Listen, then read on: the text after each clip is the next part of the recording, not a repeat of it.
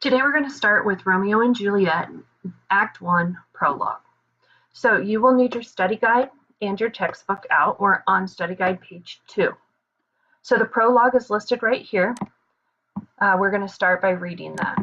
Two households, both alike in dignity, in fair Verona where we lay our scene. From ancient grudge break to new mutiny, where civil blood makes civil hands unclean.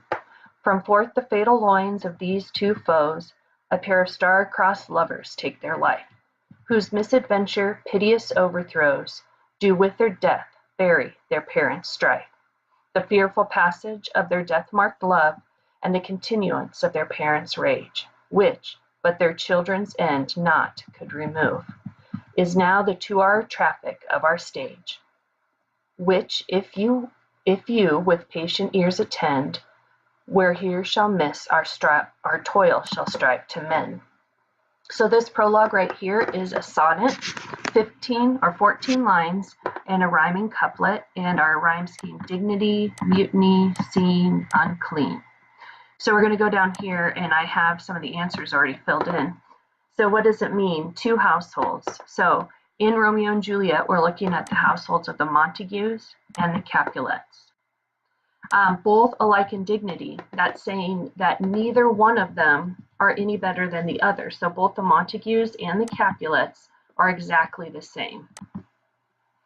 In fair Verona, where we lay our scene, that is saying that the play takes place in Verona, Italy. From ancient grudge break to new mutiny.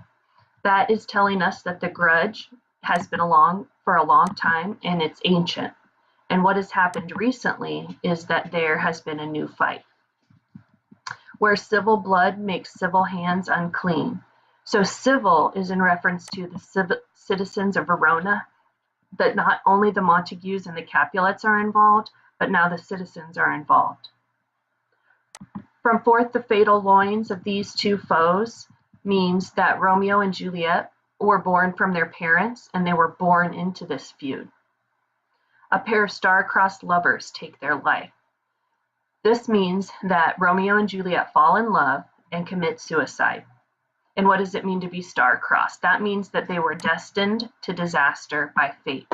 People during Shakespeare's time believed in ghosts and they believed in fate. The spread of Christianity had not really been around. And so people knew that there were something that was controlling their lives, and they felt like it was fate. And so if you were star-crossed, it means that, fate was controlling your life. Misadventure, piteous overthrows.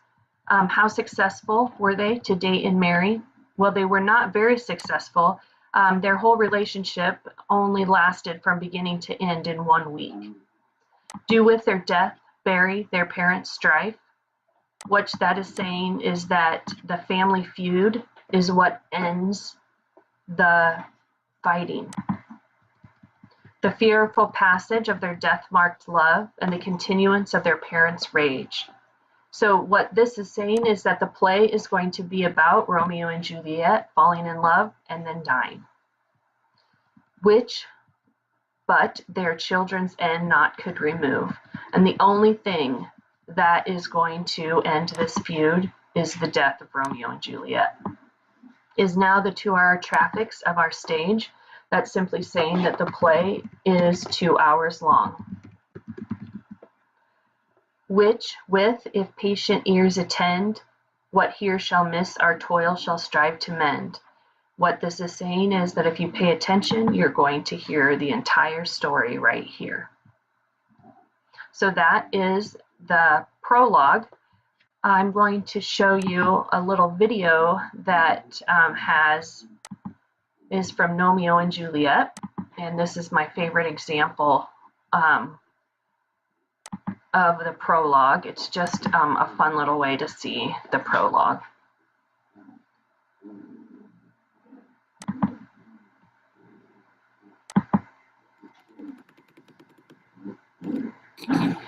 The story you are about to see has been told before.